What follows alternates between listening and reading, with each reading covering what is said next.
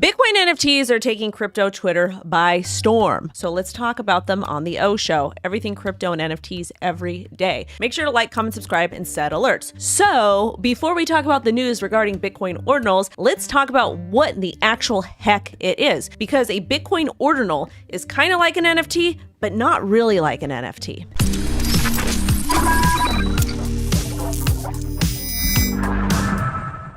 So Bitcoin Ordinals were made possible with the Bitcoin Update Taproot. And yes, we still need developers to actively work on Bitcoin because it is open source. And of course, you need to modify things sometimes, especially in tech. And before Bitcoin's Taproot update, there was something called Counterparty, which kind of facilitated Bitcoin NFTs, but not really. We're not going to get too involved in that because it can get a little bit complex, and I want to stay on track here. So Bitcoin Ordinals are kind of like NFTs, but they are not. They're more like digital collectibles. And I know some of you are probably like, what in the actual heck?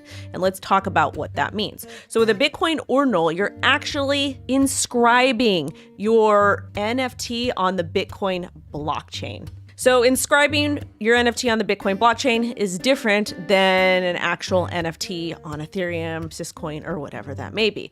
NFT stands for non-fungible token, and essentially it is a unique token that kind of lives on whatever chain you're using to represent a tangible or intangible good. A JPEG, a piece of art, maybe a handbag. Kind of depends, whatever it is you're doing. More importantly, the purpose of NFTs, in my opinion, they were created to help creators actually have ownership of their pieces. For example, musicians can take a song that they like and go ahead and fractionalize that as an NFT and obtain royalties that way instead of going through a record company who takes all of the rights to everything. So Bitcoin NFT, which is known as a Bitcoin Ordinal, don't get those terms confused. I know it's hard for me. It allows you to actually inscribe your Ethereum-based NFT on the Bitcoin blockchain. And a big debate that they're having within the Bitcoin community is that this actually takes up block space. Bitcoin was intended for transactions, for hard money, digital cash. But now we have this new creation of the Bitcoin Ordinals that's kind of taking away some of that, I guess, space.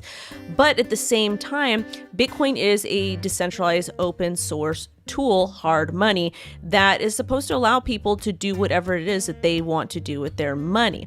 And I guess when we're talking about the value of money, some people think that these ordinals are very valuable. The safest way to get into Bitcoin Ordinals is to run your own Bitcoin node. Have no fear, I have no idea how to run a Bitcoin node myself. So this makes things a little more complex, especially for folks like myself who are not tech savvy.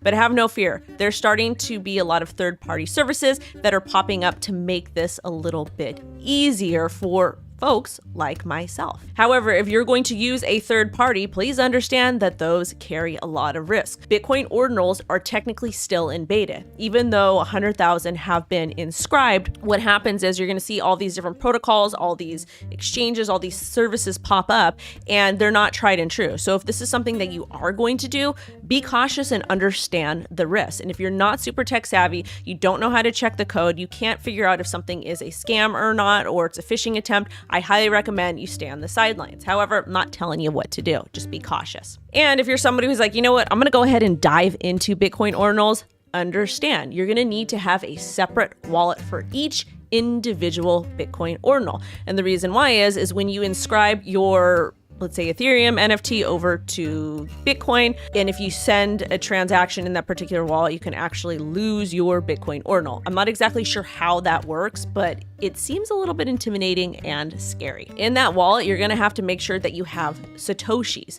And in this aspect, it kind of reminds me of the way Ethereum needs ETH for gas fees. So basically, you're going to need those Satoshis, a little bit of Bitcoin, to go ahead and get your whatever type of chain NFT inscribed on Bitcoin. And again, I do think that it is just with Ethereum-based NFTs, but I could be wrong here. It's all still very new.